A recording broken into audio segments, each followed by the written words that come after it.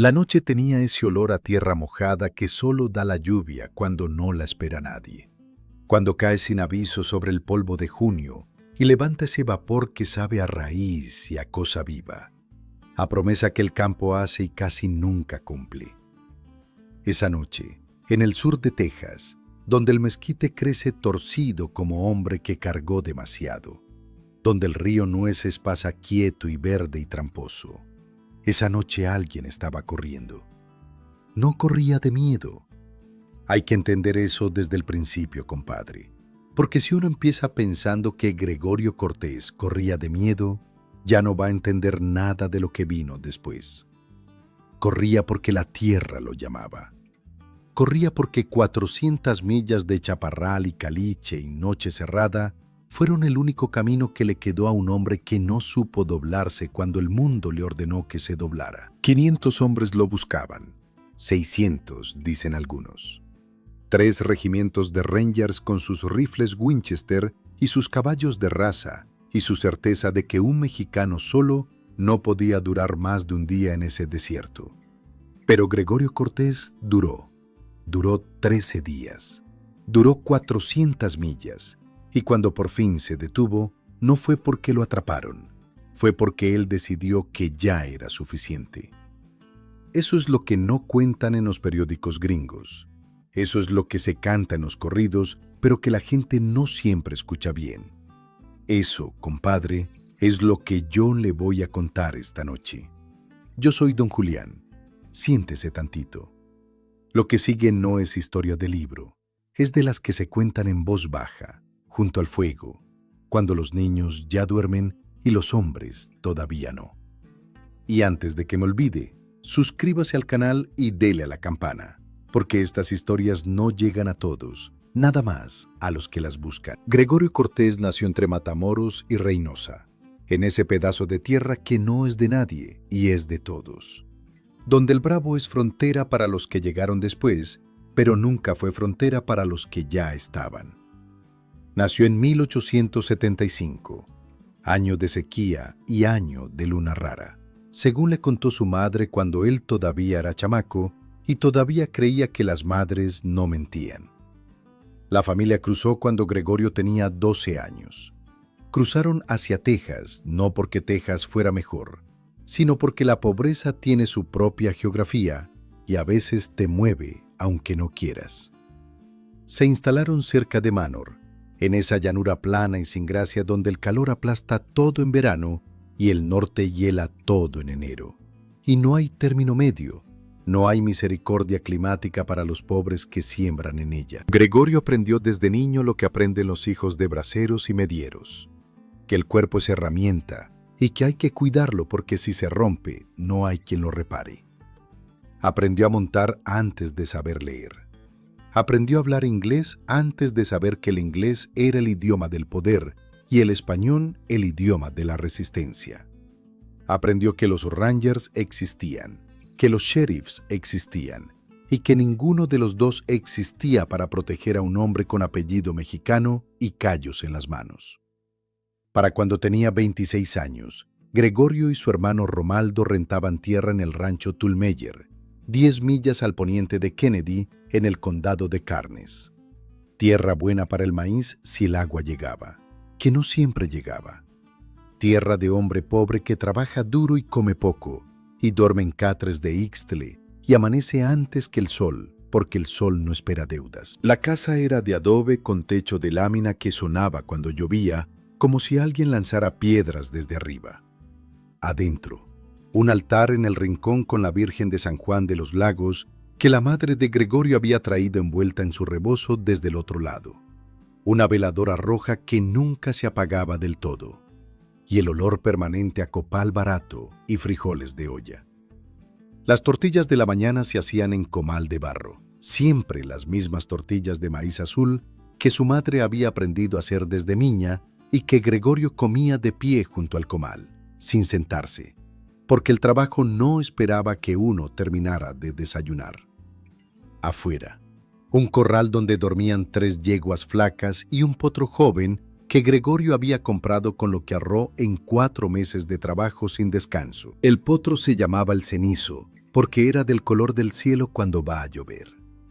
Ese gris que no es gris, sino algo entre gris y azul, entre tierra y agua, entre promesa y amenaza. Gregorio lo había conseguido en un trueque con un hombre de Kennedy, y desde el primer día le habló como a persona, cosa que su hermano Romaldo encontraba chistosa, pero que jamás cuestionó, porque así son los vaqueros cuando encuentran al animal que les habla de regreso. El cenizo era flaco, era joven y nervioso, y le temblaban las orejas cuando olía algo raro.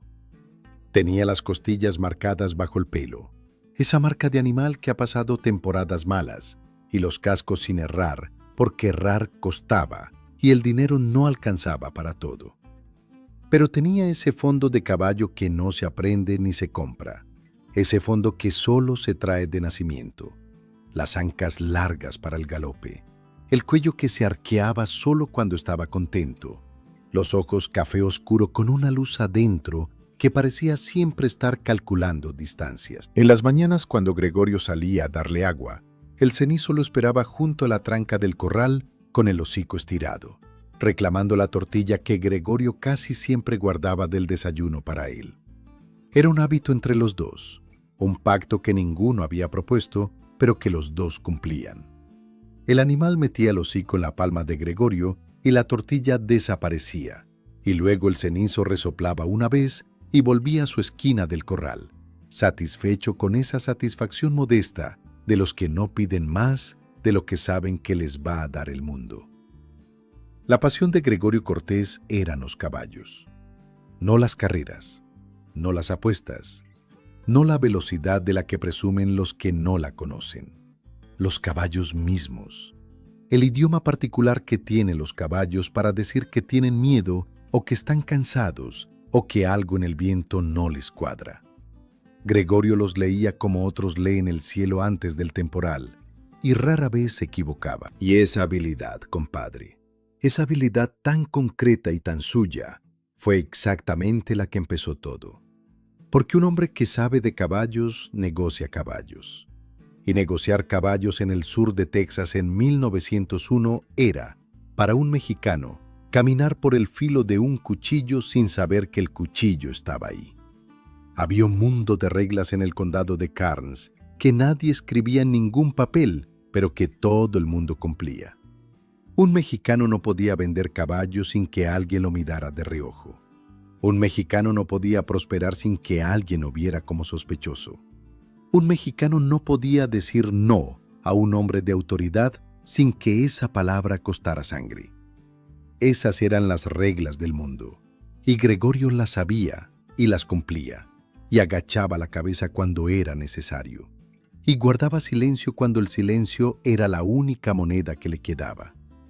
Hasta que llegó el día 12 de junio. El condado de Karnes era tierra de rancheros anglosajones que habían llegado después de la Guerra del 46, cuando Texas dejó de ser mexicana en los papeles, aunque en la sangre de la tierra y en el idioma de los ríos seguía siendo lo que siempre había sido. Llegaron y compraron tierra a precios que no eran precios, sino despojos con firma notarial, y pusieron cercas donde antes no había cercas, porque la tierra no necesitaba cercas para saber de quién era. Los mexicanos que quedaron, los que no cruzaron el río cuando todo cambió de dueño, se convirtieron en peones en tierra que había sido de sus abuelos. Rentaban parcelas y pagaban con trabajo y con silencio y con la costumbre de agachar la cabeza, que es la costumbre más cara que existe porque uno la paga con todo lo que es. Gregorio no agachaba la cabeza más de lo necesario. Eso lo hacía diferente.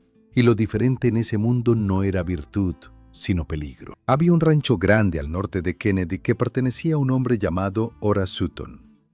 Sutton era de esos hombres que se sientan en la primera banca de la iglesia el domingo y que de lunes a sábado hacen lo que la primera banca de la iglesia debería prohibirles. Tenía vínculos con el presidente municipal, con el juez de paz y con el sheriff Morris, que era su cuñado político, aunque no de sangre. Y esa red de compadrazgos y favores era el sistema real de poder en el condado, más real que cualquier ley escrita en ningún libro. Sutton cobraba el agua, En esa tierra seca donde el agua es más valiosa que la tierra misma, Sutton controlaba los pozos que habían sido comunales desde antes de que él llegara, y los hacía privados con documentos que nadie había pedido que firmara y que nadie entendía bien, pero que el notario de Kennedy certificaba sin hacer preguntas, porque el notario también era parte de la red. Gregorio pagaba el agua. Todos pagaban el agua. ¿Era eso o irse? Irse era otra forma de pago que costaba más. Hubo una tarde unos meses antes del 12 de junio que Gregorio fue a la oficina de Sutton a negociar el precio del agua de ese ciclo. Había sido un año malo. El maíz había dado menos de la mitad de lo esperado, y Gregorio necesitaba que Sutton le diera tiempo. La oficina de Sutton estaba en el pueblo. Era un edificio de ladrillo rojo con ventanas que daban a la calle principal. Adentro en la pared, detrás del escritorio de Sutton, un Cristo de madera con los brazos abiertos, traído de San Antonio según contaba Sutton a quien quisiera escuchar, de un artesano que los hacía especiales para hombres de fe comprometida. Gregorio entró con el sombrero en la mano. Eso es importante notarlo, compadre. Con el sombrero en la mano, que es el gesto de un hombre que sabe cuándo tiene que mostrar respeto, aunque el respeto le cueste algo que no recupera fácil. Sutton lo dejó esperando de pie 20 minutos, aunque Gregorio había visto cuando llegó que no había nadie más adentro. 20 minutos parado junto a la puerta, con el sombrero en la mano, oyendo el reloj de pared que marcaba cada minuto con un golpe seco, como quien da órdenes. Afuera pasaron 2 o 3 vaqueros anglosajones que lo vieron por la ventana y dijeron algo entre ellos que Gregorio no oyó, pero que sintió en la nuca como se siente el sol directo en verano. Ese calor que no pregunta si te molesta.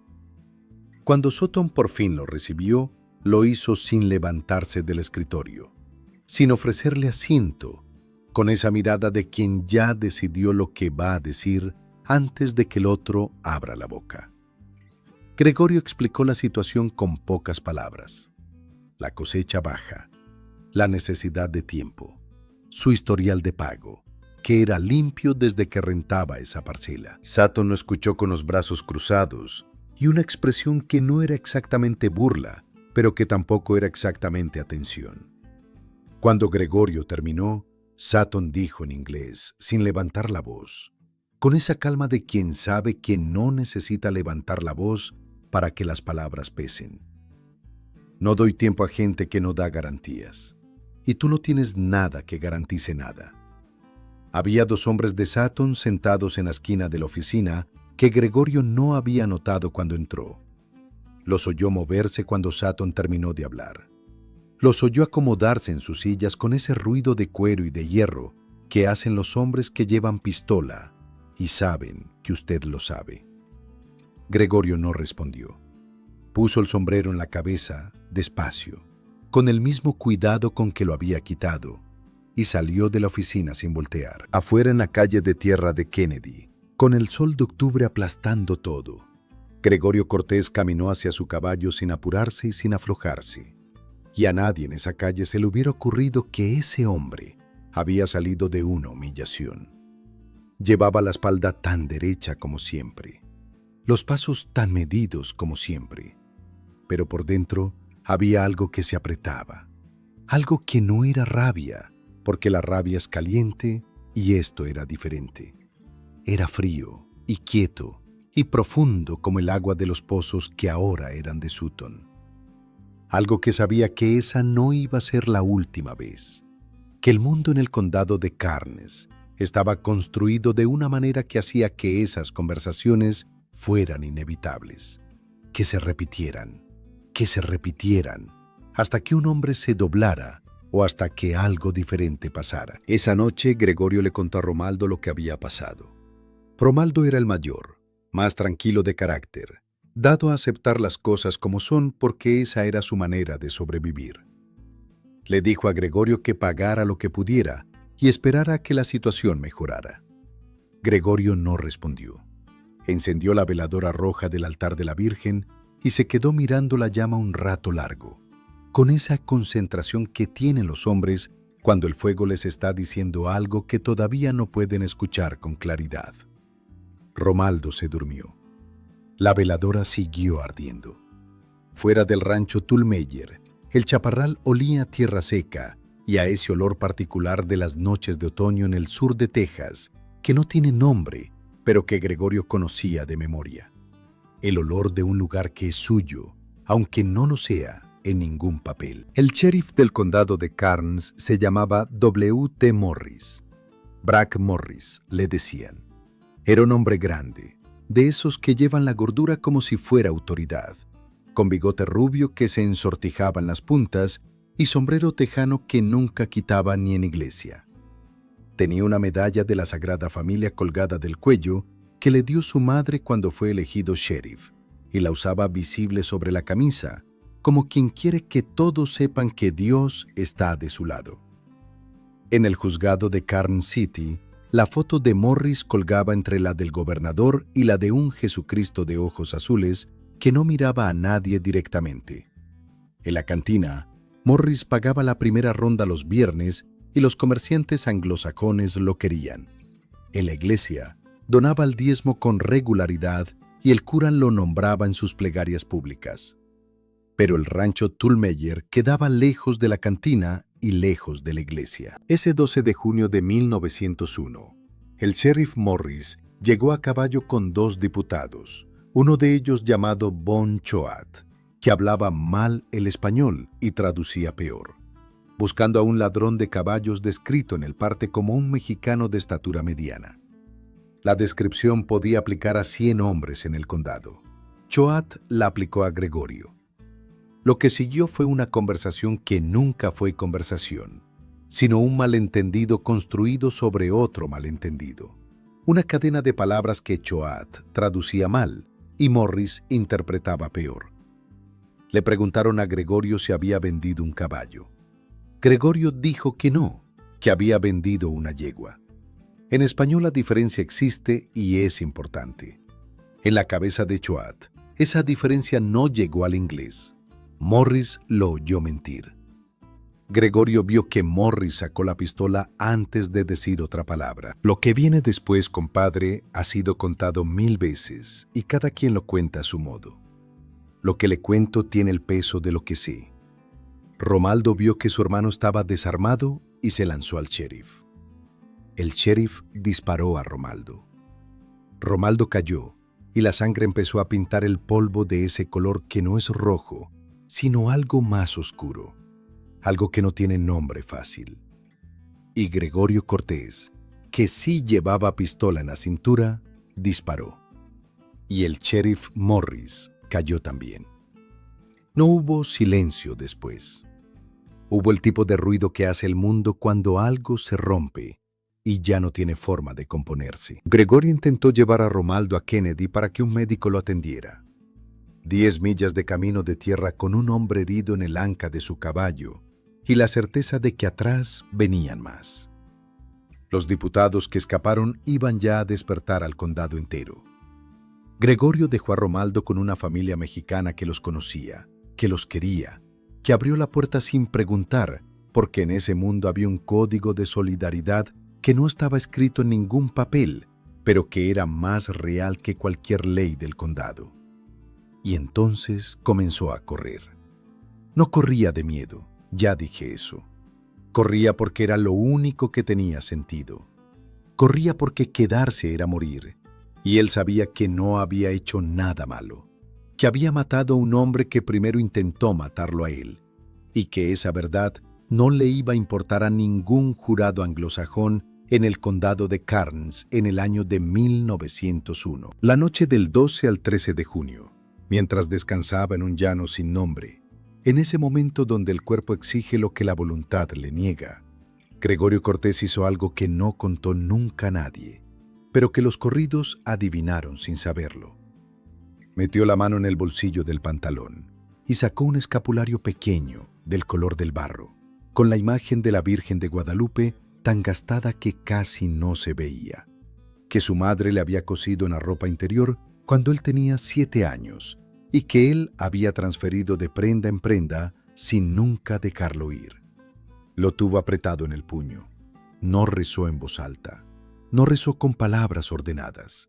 Dijo algo en voz baja que era mitad queja y mitad petición. Algo que no pedía venganza, ni pedía que los Rangers se perdieran en el desierto.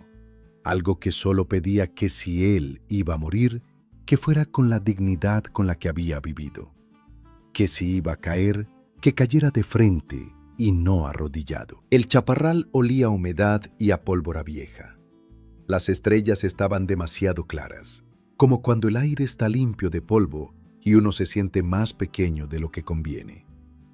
Gregorio Cortés cerró los ojos y entonces oyó las pisadas. No eran de caballo angustiado ni de hombre que corre. Eran pausadas, medidas, como quien sabe exactamente a dónde va y no tiene ninguna prisa de llegar. Gregorio abrió los ojos y vio, a 20 pasos en oscuridad, una figura a caballo que se había detenido entre dos mezquites como si llevara toda la noche esperando ahí. Era un hombre, o algo que tenía la forma de un hombre, vestido de negro de sombrero a botas, con un sombrero de ala ancha que le cubría la cara hasta donde empieza la nariz, si es que tenía nariz.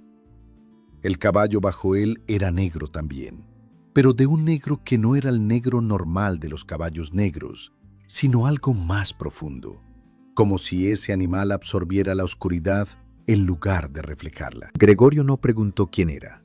Hay momentos donde la pregunta obvia es también la pregunta inútil. El hombre habló.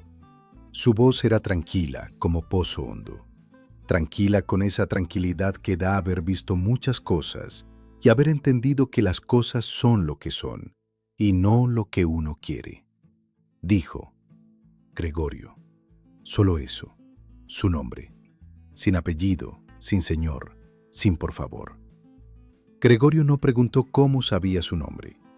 En ese chaparral, esa noche, con ese escapulario apretado en el puño, la pregunta tampoco tenía sentido.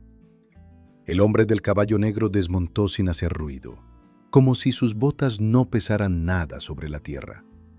Caminó hacia Gregorio con pasos lentos y se detuvo a 3 pasos de distancia. La cara seguía en sombra. Las manos eran manos de hombre, no más grandes que las de cualquier otro, pero Gregorio notó que no proyectaban sombra propia, aunque la luna estaba clara arriba. Señaló hacia el oriente, hacia donde la oscuridad era más densa entre los cerros bajos. Dijo, hay una yegua esperándote. La vas a reconocer porque tiene una estrella blanca en la frente que parece pintada con cal. Se llama la bruja, aunque ese no es su nombre verdadero. Va a llevarte donde tienes que llegar. Nada más recuerda esto. Cuando ella quiera detenerse, tú te detienes. Cuando ella quiera seguir, tú la sigues. No le impongas tu voluntad, que ella sabe más que tú a dónde vamos. Gregorio preguntó en voz baja. ¿Y después? El hombre respondió. Después es tuyo. Y no dijo más. Gregorio volvió la vista hacia el oriente donde el hombre había señalado. Solo un momento, solo para calcular la distancia. Cuando volvió la mirada al sitio donde el hombre estaba, el hombre no estaba. El caballo negro tampoco. En el suelo donde habían estado las botas y los cascos, la tierra estaba intacta, sin huella, sin marca, como si el peso de ese hombre y ese animal no hubiera existido nunca. Gregorio Cortés apretó el escapulario una vez más. Se lo metió al bolsillo y caminó hacia el oriente. La encontró en un arroyo seco, a media milla de donde había estado, parada entre carrizo y piedra, quieta con esa quietud de los animales que no tienen miedo porque no necesitan tenerlo. Era una yegua grande, más grande de lo que Gregorio había imaginado, de un negro azulado que se convertía en castaño oscuro bajo la luz de la luna. Y en el centro exacto de su frente había una estrella blanca, perfectamente circular, perfectamente blanca, que brillaba un poco más de lo que cualquier mancha de pelo debería brillar. Gregorio se acercó despacio. Extendió la mano para que la yegua oliera su palma. La yegua lo miró. Sus ojos eran de ese café que se vuelve casi dorado en cierta luz. Pero lo que Gregorio sintió cuando esos ojos lo miraron no fue la mirada de un animal desconocido evaluando a un extraño. Fue la mirada de algo que lo conocía desde antes, desde mucho antes, desde un antes que no tiene fecha. La yegua bajó la cabeza y frotó su frente estrellada contra el pecho de Gregorio una sola vez, despacio. Él puso la mano en su cuello. Estaba fría, no fría como animal que lleva horas en la noche, fría como piedra que nunca ha estado al sol. Una frialdad extraña que no daba escalofrío, sino algo distinto. Algo que empezaba en la palma de la mano y subía lento por el brazo y llegaba al pecho como cuando uno recibe una noticia que ya sabía, pero que duele igual cuando llega con palabras. No había bozal, no había montura, no había nada sobre ese animal excepto su propio cuerpo, sus propias crines largas y lacias y su propia voluntad, que era grande y silenciosa y completamente ajena. Gregorio montó a pelo, Cosa que había hecho 1000 veces desde chamaco, y la bruja arrancó sin que él le dijera nada, directo hacia el sur, hacia el río, con un paso tan suave que parecía que los cascos no tocaban el suelo, o que lo tocaban de una manera diferente a como lo tocan los caballos normales, como si cada paso fuera calculado para no molestar la tierra que pisaba. Los días que siguieron son los que cantó el corrido, y los que contaron los periódicos, y los que los Rangers repitieron durante años con vergüenza que disfrazaban de rabia. 400 millas, 13 días, 3 enfrentamientos donde los Rangers no pudieron ni acercarse. El primer día después del 12 de junio, la bruja llevó a Gregorio hacia el sur sin vacilar, sin rodeos, sin el tipo de excitación que tienen los animales cuando el terreno les es desconocido. Cruzó llanos de chaparro y piedra y arena suelta, como si el camino estuviera marcado en el suelo de una manera que solo ella podía ver. Gregorio se tendió sobre el lomo de la yegua en los momentos de mayor riesgo, pegado a su cuello, respirando el olor de su pelo que era un olor extraño, no el olor usual de sudor y tierra que tienen los caballos, sino algo más limpio, casi sin olor, como el aire antes de que llegue la lluvia, ese momento donde el mundo huele a posibilidad. La segunda noche, cruzaron un arroyo que Gregorio no reconoció, aunque llevaba años en esa región y debería haber conocido cada arroyo, cada lomita, cada desviación del terreno. El arroyo tenía el agua verde oscuro y los sauces colgaban tanto que formaban un techo de ramas y la luna no llegaba al agua. La bruja entró sin dudar. El agua le llegaba al vientre y Gregorio levantó los pies para que no mojaran sus botas, cosa que hizo con más automatismo que pensamiento, porque estaba demasiado cansado para el pensamiento. Del otro lado del arroyo, en la orilla de tierra, había huellas de caballos, muchas huellas.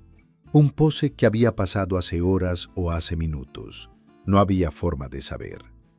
La bruja olisqueó las huellas y giró hacia el poniente, alejándose del rastro como quien lee un mapa. Más tarde, mucho más tarde, Gregorio entendería que la bruja lo había llevado exactamente entre 2 partidas de hombres que buscaban desde direcciones opuestas, por un corredor tan estrecho que si cualquiera de los 2 grupos hubiera avanzado 100 metros más hacia el centro, lo habrían visto. Pero ninguno avanzó. Ninguno avanzó exactamente ese momento preciso. Como si algo los hubiera detenido, como si algo hubiera puesto en sus caballos una resistencia que ellos mismos no podían explicar. El capitán McNally, uno de los Rangers más viejos de la partida, anotó en su diario una frase que los historiadores han pasado por alto porque no encaja bien en ninguna explicación racional. Nuestros caballos se negaban a avanzar en cierta dirección sin razón aparente. He servido 20 años en este cuerpo y nunca había visto algo así. Los animales más confiables y más entrenados, quietos como mulas testarudas frente a un llano vacío. Frente a un llano vacío. Ese era el llano por donde la bruja llevaba a Gregorio esa noche. Hubo un momento, la 6ª noche, en que Gregorio se quedó dormido sobre el lomo de la yegua. No fue decisión. Fue el cuerpo tomando lo que necesitaba sin pedir permiso. Se quedó dormido con las manos enredadas suavemente en las crines y la mejilla apoyada en el cuello frío del animal. Y la bruja no se detuvo.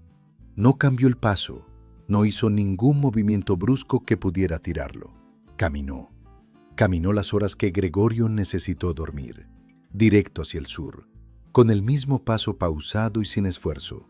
Y cuando Gregorio despertó ya había amanecido y estaban en un llano diferente, más cerca del río, y el calor del amanecer de junio en Texas ya empezaba a calentar el horizonte con ese color naranja que promete un día sin misericordia. Una vez, en un rancho cerca de González, una partida de casi 300 hombres rodeó el corral donde Gregorio había parado a descansar.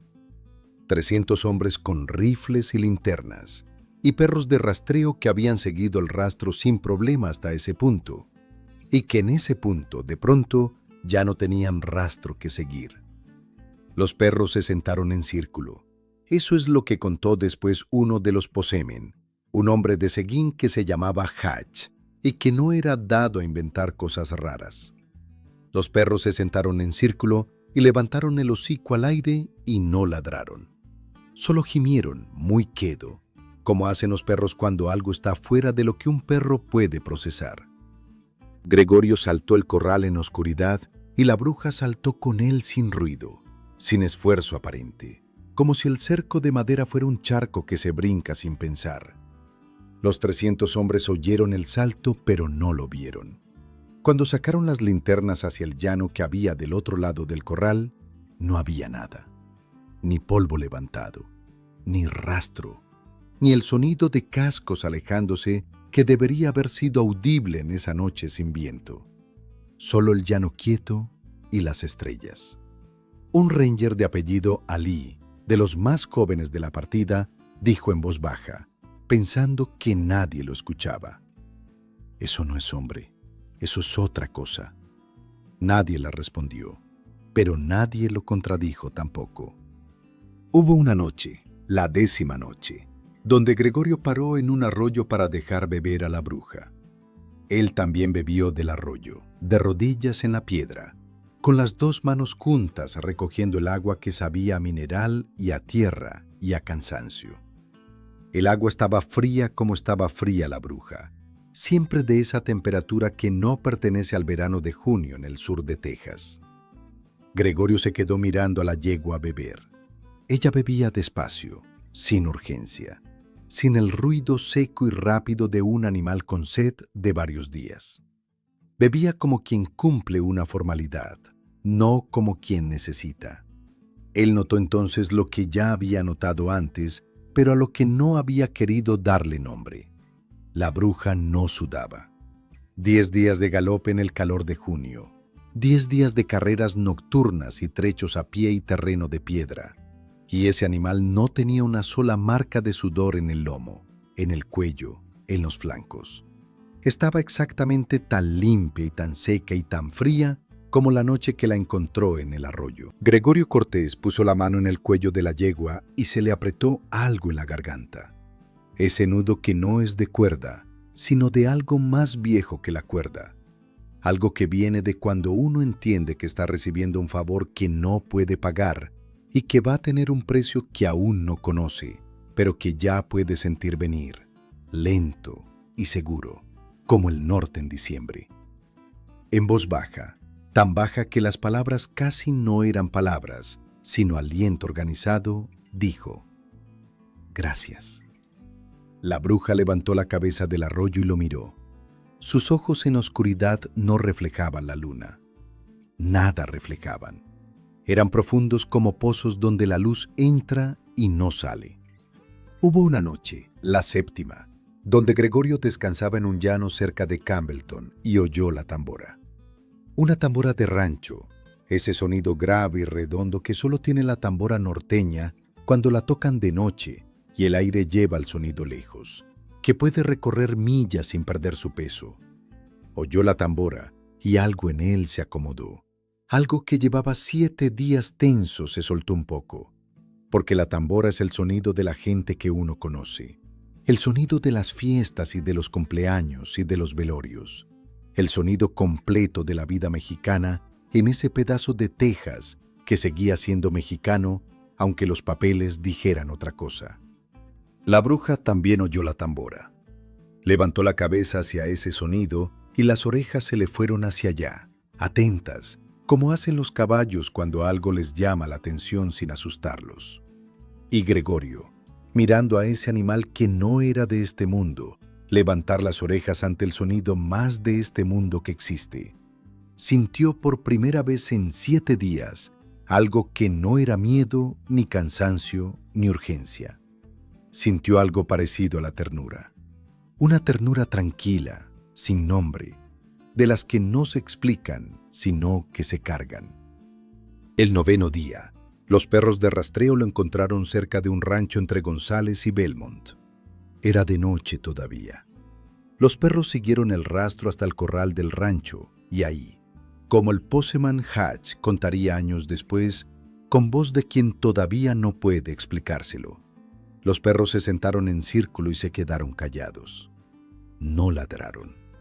Los perros de rastreo mejor entrenados del condado, animales que habían encontrado fugitivos en el pantano y en el monte y en cuevas donde un hombre creía que nunca lo encontrarían. Esos perros se sentaron, levantaron el hocico al aire y gimieron una vez, muy quedo, y no volvieron a hacer ruido. La partida esperó hasta el amanecer. Al amanecer, el rastro no estaba. La tierra del otro lado del corral estaba intacta, sin huellas de hombre, sin huellas de caballo. Como si Gregorio Cortés se hubiera disuelto en la noche de la misma manera que se disuelve el vapor cuando llega el calor del día. El capitán que comandaba esa partida escribió en el reporte oficial que el fugitivo había evadido al grupo usando conocimiento superior del terreno y condiciones de visibilidad adversas, que era la forma oficial de decir que no tenía explicación. El 10º día, Gregorio estaba a pie. La yegua caminaba junto a él, no porque estuviera cansada, sino porque Gregorio necesitaba sentir el suelo bajo sus propios pies. Necesitaba ese contacto con la tierra de Texas, que era la tierra donde había vivido y sobre la que ahora corría. Y la bruja lo entendía de esa manera que los animales entienden lo que los hombres necesitan antes de que los hombres sepan pedirlo. Caminaron así varias horas, Gregorio con su mano en el cuello de la bruja con su paso pausado junto a él, el sol de Texas aplastando todo con esa democracia brutal que tiene el sol, que aplasta igual al rico y al pobre, al fugitivo y al perseguidor, al culpable y al inocente. Gregorio pensó en sus hijos, pensó en sus nombres, los dijo en voz muy baja mientras caminaba, como si nombrarlos fuera una forma de mantenerlos cerca. Pensó en su madre, en el escapulario, en la manera que tenía su madre de rezar, de rodillas en el suelo de tierra de su casa en Manor, con la voz tan baja que las palabras eran casi solo movimiento de labios, como si rezar fuera algo demasiado íntimo para hacerlo en voz alta, incluso cuando nadie escuchaba. Siguió caminando. El día 22 de junio era el cumpleaños de Gregorio Cortés. Cumplía 26 años. Esa mañana, la bruja se detuvo sola en el llano seco de las afueras de Cotulla, en el condado de La Salle, donde el chaparro se mezcla con el guisache y la tierra tiene ese color de piel quemada que da cuando no llueve desde hace meses. Se detuvo y no quiso seguir. Gregorio la presionó con las rodillas. Ella no se movió. La azuzó con la voz. Ella no se movió. Recordó lo que el hombre del sombrero negro le había dicho esa primera noche. Cuando ella quiera detenerse, tú te detienes. Desmontó. Ahí, a 2 horas de camino del campo de ovejas donde Jesús González, el teco, ya estaba negociando el lugar exacto donde Gregorio descansaba a cambio de los 1,000 pesos de recompensa que el gobernador había puesto. Ahí Gregorio Cortés se sentó en el suelo junto a la bruja y esperó. No sabía que esperaba su captura. No lo sabía con certeza. Pero había algo en la quietud de esa mañana, en la forma en que la bruja olisqueaba el aire sin ansiedad, que le decía que algo estaba terminando. Pensó en Romaldo, pensó en sus hijos, pensó en su primera mujer, Leonor, que ya le había mandado recado con quién sabe quién de que lo esperaba en Laredo. Pensó en su madre y en el escapulario que había llevado desde los 7 años y que ahora tenía el borde deshilachado de tanto apretarlo en el puño. Pensó que había hecho lo correcto, que matar a Morris había sido defensa, no crimen, que correr 400 millas en 13 días con la mitad del estado encima no era el acto de un culpable, sino el de un hombre que sabía que la justicia no iba a encontrarlo aunque se quedara quieto. Cuando los Rangers llegaron al campo de ovejas de Abraham de la Garza, Gregorio Cortés estaba dormido. Lo despertaron con el cañón del rifle apuntado a su cara. Se levantó despacio. Se sacudió el polvo de la ropa. Preguntó en inglés con una calma que décadas después seguiría desconcertando a los que lo vieron. ¿Soy yo el que buscan?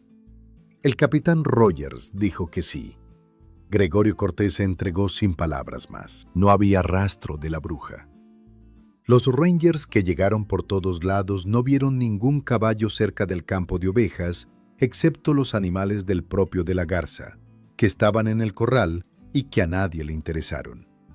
Nadie preguntó por un caballo negro a su lado con una estrella blanca en la frente. Nadie lo buscó. Nadie lo encontró. La bruja no estaba. El juicio de Gregorio Cortés duró años, no uno, sino varios. Los abogados que mandó a buscar la comunidad mexicana de San Antonio, financiados con centavo a centavo por la Sociedad Miguel Hidalgo y por ranchos y cantinas y vecindades de gente pobre que puso lo que no tenía, esos abogados pelearon con una tenacidad que fue su propia forma de corrido, su propia forma de canción de resistencia. Lo condenaron de todas maneras. Cadena perpetua por el asesinato del sheriff Glover, el segundo sheriff que murió en los eventos de junio. Aunque la evidencia de que fue una bala de los Rangers mismos la que lo mató, nunca desapareció del todo. Lo mandaron a la penitenciaría de Huntsville, Texas, donde el calor en verano es el tipo de calor que hace que uno pierda el rastro de quién es si no lo cuida. Gregorio no perdió el rastro. La primera noche en Huntsville, en esa celda de piedra y barrotes de hierro, con el calor de Texas aplastando el techo de lámina y el olor a cuerpos y a desinfectante barato y a desesperanza que tiene su propio aroma, mezcla de sudor y de metal y de tiempo detenido, Gregorio no durmió bien. Se quedó en oscuridad con los ojos abiertos, mirando el techo que no podía ver. Y en algún punto de esa noche, en ese momento donde el sueño y la vigilia se confunden, sintió el frío. No el frío de la celda, que era lo contrario del frío. El otro frío. Ese frío específico. Ese frío que venía de adentro de la palma de la mano, como cuando uno pone la mano en el cuello de un caballo que nunca suda. Abrió los ojos. Nada había cambiado. La celda era la misma. Los barrotes eran los mismos. El calor era el mismo. Pero en la palma de su mano derecha sentía ese frío, quieto y claro, como una presencia que no necesita tomar forma para estar presente. Y Gregorio Cortés entendió que la bruja no se había ido del todo, que lo que había traído a ese hombre 400 millas por el desierto no era solo el galope de una yegua, sino algo más antiguo que cualquier yegua. Algo que no necesita patas para moverse ni pelo para dejarse tocar. Algo que se queda con uno, aunque uno no lo pueda ver. Gregorio cerró los dedos en el puño, suavemente, alrededor de ese frío que no tenía forma, y durmió. Pasaron 8 años en Huntsville, 8 años de hierro y calor, y silencio calculado, y ese hilo de frío en la palma de la mano que aparecía en las noches cuando Gregorio necesitaba recordar que estaba conectado a algo más grande que su celda. Los otros presos le tenían el tipo de respeto que no se pide ni se negocia. Le tenían respeto porque era el hombre que corrió 400 millas. Le tenían respeto porque sus abogados seguían peleando. Le tenían respeto porque cuando el alcaide o los guardias le hablaban, Gregorio respondía con pocas palabras y sin agachar la cabeza más de lo estrictamente necesario para que la situación no empeorara, que es diferente de agacharla por costumbre o por miedo. En 1912, el gobernador Colquitt empezó a recibir cartas, muchas cartas. De la comunidad mexicana de Texas, sí, pero también de anglosajones que habían seguido el caso y que encontraban en él algo que no podían ignorar aunque quisieran. El propio secretario de Estado Weiner de Seguín trabajó activamente por el indulto de Gregorio Cortés. Colquitt firmó en julio de 1913, indulto condicional. Las condiciones eran tan vagas que casi no eran condiciones, que era la forma que tiene el poder de ceder sin admitir que cede. Gregorio salió un martes por la mañana. El cielo de Texas en julio es de ese azul que duele mirarlo directamente. Un azul que no tiene piedad con los ojos que lleven tiempo sin verlo. Lo vio desde la puerta de Huntsville, y lo primero que pensó, según le dijo a su hijo años después, fue que ese mismo cielo había estado sobre él los 13 días que corrió y que no lo había visto bien porque estaba demasiado ocupado sobreviviendo para mirarlo. La comunidad lo esperaba. Había música. Había abrazos de gente que no conocía pero que lo conocía a él, que había cantado el corrido en cantinas y en bodas y que ahora podía decirle en persona lo que el corrido decía en general. Gregorio agradeció con pocas palabras, estrechó manos, abrazó a los que abrazaban, y en ningún momento de esa tarde, en ningún gesto ni en ninguna mirada, había algo que se pareciera a la amargura que habría tenido derecho a sentir. Se fue a vivir con uno de sus hijos a Manor, donde había empezado todo. Luego a Anson, más al norte, donde la tierra es más seca todavía y el cielo más ancho, y el viento en invierno no perdona a nadie. Vivió los 3 años que le quedaban sin pedir nada, que no fuera el tiempo ordinario de un hombre ordinario que quiere trabajar y comer y dormir sin que nadie lo busque. Murió el 28 de febrero de 1916. Tenía 40 años. Las causas nunca quedaron claras. Unos dicen que fue pulmonía. Otros dicen que fue el corazón, que ya traía partido desde mucho antes. Otros dicen, en voz muy baja, que fueron sus enemigos, que no lo querían ver libre y que encontraron la manera de terminar lo que los Rangers no pudieron terminar en 13 días de persecución. Lo enterraron 8 millas fuera de Anson, en un cementerio pequeño sin nombre importante, 500 millas de la frontera donde nació. Hay algo que no sabe casi nadie. La noche antes del entierro, el hombre que velaba el cuerpo, un viejo vaquero que lo había conocido en carnes cuando los dos eran jóvenes, ese viejo que se llamaba Maldonado y que era de esa raza de hombres que no inventan y no exageran, ese hombre salió un momento al patio a tomar aire. El velorio olía a flores y a cirio y a pena, y afuera el aire del invierno de Texas era limpio y frío. Y en ese patio, parada junto a la cerca de madera como si llevara horas esperando, Maldonado vio una yegua, grande, de un negro azulado que en la oscuridad se volvía imposible de precisar, con una estrella blanca en el centro de la frente que brillaba un poco más de lo que debería brillar cualquier mancha de pelo en la noche. Maldonado se quedó quieto. La yegua lo miró sin miedo y sin interés, con esos ojos que no reflejan la luz, sino que la absorben. Olisqueó el aire una vez. Luego giró hacia la cerca y la saltó sin esfuerzo, sin ruido, sin el sonido de cascos aterrizando del otro lado que Maldonado esperó y nunca oyó. A la mañana siguiente, Maldonado buscó huellas junto a la cerca. No había ninguna. La tierra estaba lisa como si nada hubiera pasado, como si la yegua nunca hubiera estado, como si el peso de ese animal no hubiera dejado ninguna marca en el suelo suave de ese febrero. Maldonado no dijo nada en el velorio, no dijo nada en el entierro. Lo dijo años después, viejo ya, a su nieto, en voz muy baja, como se dicen las cosas que uno no está seguro de que los demás vayan a creer, pero que uno sabe que son verdad porque las vivió con el cuerpo y no con la imaginación. Dijo que la yegua había venido a recogerlo. Dijo que Gregorio Cortés no estaba solo cuando se fue. Entró de nuevo a la casa y se sentó junto al ataúd y no dijo nada durante un rato. Luego dijo, en voz muy baja, casi para él mismo, «Ya vino por ti». Y no dijo más.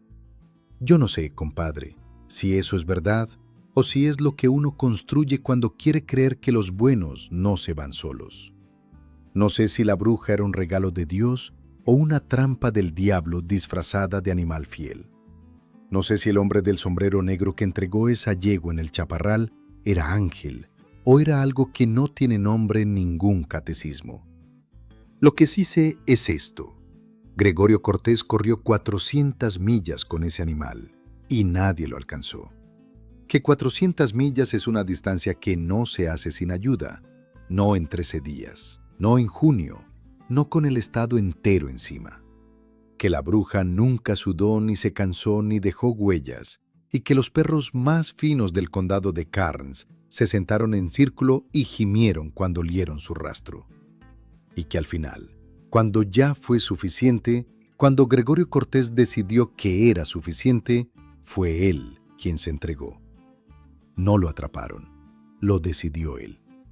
Y esa diferencia tan pequeña que los periódicos de San Antonio no la registraron, esa diferencia es toda la historia.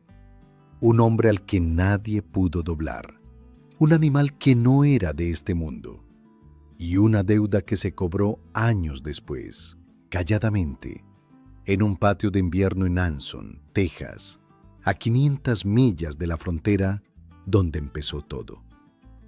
Pregúntese esto, compadre, antes de dormir esta noche. Cuando un hombre que nunca se rindió muere, ¿a dónde va lo que lo hizo imposible de rendir? ¿Se queda en la tierra? ¿Se va con él? ¿O encuentra la forma de seguir cabalgando por ese desierto donde los perros ya no pueden rastrearlo y los rangers ya no pueden seguirlo, libre por fin de una manera que la tierra nunca le permitió ser? Yo no lo sé. Pero hay gente en el sur de Texas que dice, todavía hoy, que en las noches de junio, cuando el calor aplasta el chaparral y el aire huele a tierra mojada que no esperaba la lluvia, se oyen cascos en el llano. No el ruido de un caballo cansado, el ruido de uno que no tiene prisa, el ruido de uno que ya llegó a donde iba y sigue andando nada más porque andar es lo que sabe hacer. Ojalá sea cierto. Ojalá sea verdad que algunos hombres no terminan del todo, que algunos, los que vivieron de una manera que merecía no terminar, encuentran la manera de seguir. Y con eso, compadre, yo me despido por esta noche. Soy don Julián, y estas son las historias que se cuentan en voz baja, las que no llegan a todos, las que llegan nada más a los que las buscan. Si esta historia le llegó, dele like, compártala con quien la merezca y suscríbase al canal para que las siguientes también lleguen. Hasta la próxima. Que le vaya bien.